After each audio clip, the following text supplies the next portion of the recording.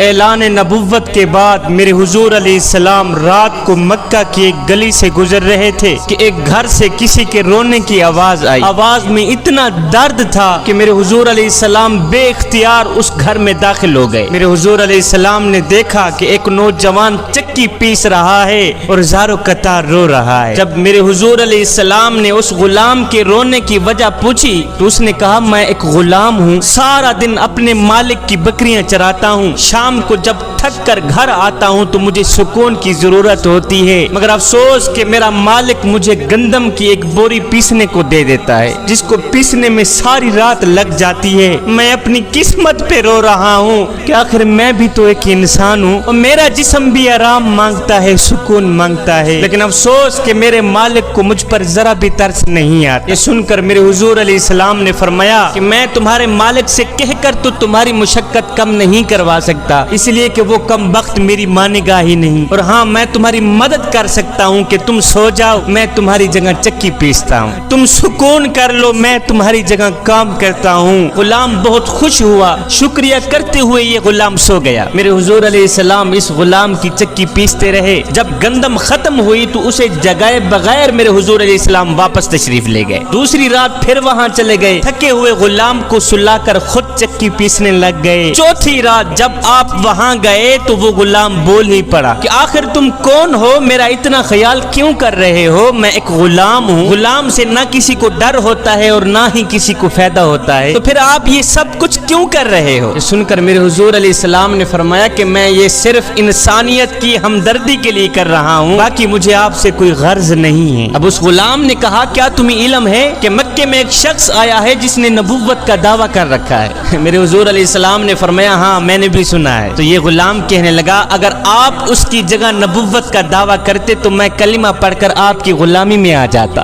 اگر آپ جیسا انسانیت کا درد رکھنے والا شخص اس کی جگہ نبوت کا دعویٰ کرتا تو میں کلمہ پڑھ کر آپ کی غلامی میں آ جاتا۔